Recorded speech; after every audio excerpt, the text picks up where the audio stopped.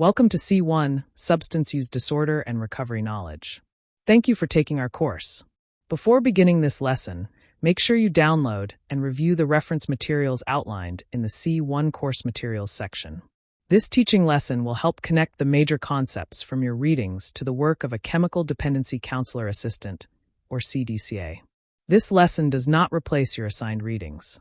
Use the course materials and this lesson to prepare for your knowledge check. Let's get started. Understanding substance use disorder begins with understanding that views of addiction have changed over time. Historically, some people viewed addiction through a moral model. The moral model viewed problematic substance use as a personal weakness, character flaw, or moral failing.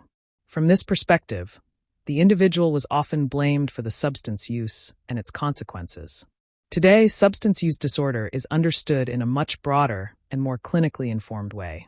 The biological model focuses on the physical and biological processes associated with substance use. Substance use can affect brain chemistry, brain functioning, reward pathways, decision-making, and behavior. This understanding supports the view of substance use disorder as a health condition rather than simply a lack of willpower. Another important approach is the biopsychosocial model. The word may sound complicated, but the concept is straightforward. Bio refers to biological factors. Psycho refers to psychological factors. Social refers to social factors. The biopsychosocial model recognizes that substance use disorders may be influenced by a combination of biological, psychological, and social factors. For example, genetics and physical health may influence risk. Mental health, trauma, stress, and coping skills may also play a role. Family relationships, peer influences, housing, employment, and the person's environment can affect substance use and recovery. The key point is that substance use disorder is complex. There is rarely one single factor that explains every person's experience. Now let's discuss recovery. Recovery is more than simply stopping substance use. Recovery can involve improvements in health, relationships, stability, purpose, and overall quality of life. One concept that is important to understand is recovery capital. Recovery capital refers to the resources a person can use to support recovery. Personal recovery capital may include a person's health, knowledge, skills, strengths, and other personal resources. Social connections can also support recovery. Family members, friends, peers, recovery groups, and supportive relationships may become important resources. Communities can also influence recovery through access to treatment, recovery services, housing, employment, and other supports.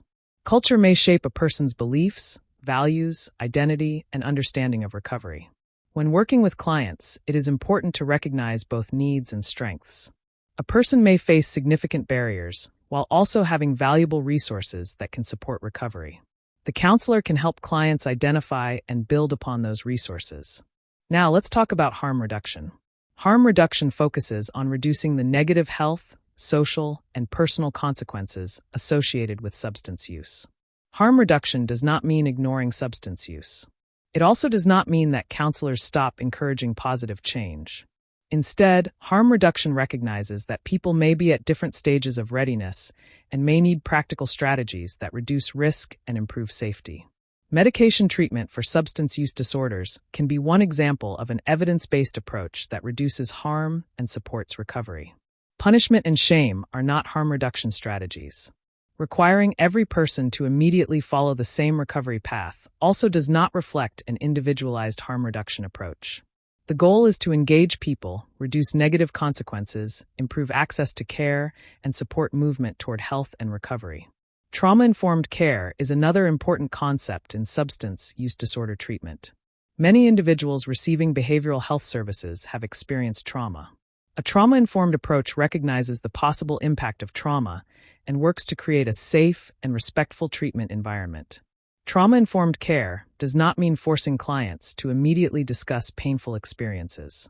It does not mean confronting clients about trauma before they are ready. Instead, professionals should consider safety, trust, choice, collaboration, and the importance of avoiding unnecessary re-traumatization. The treatment environment should support dignity and respect. Now, consider the impact of substance use disorders on families.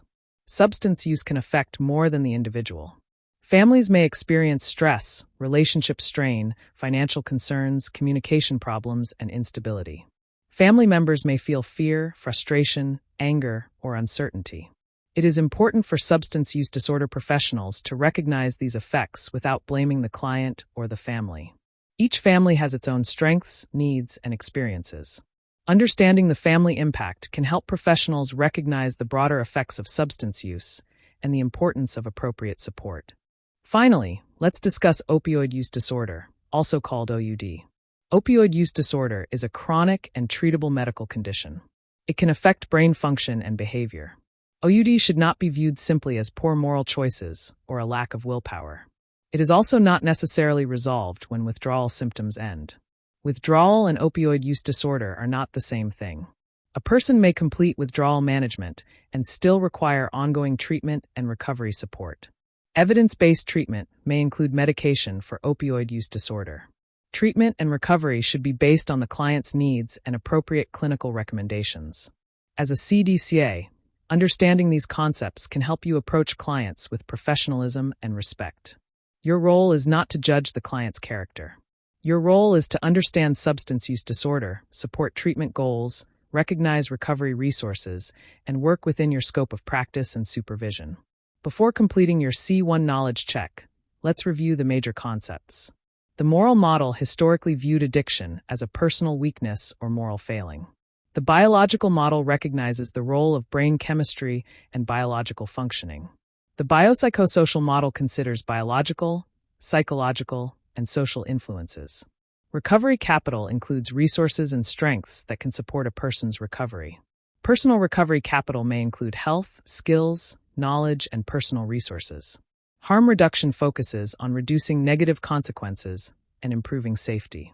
Trauma-informed care emphasizes safety and avoiding re-traumatization. Substance use disorders may contribute to stress, relationship strain, and instability within families. An opioid use disorder is a chronic, treatable medical condition that affects brain function and behavior. Take time to review the reference materials outlined in the C1 course materials section before completing your knowledge check. This concludes C1, Substance Use Disorder and Recovery Knowledge.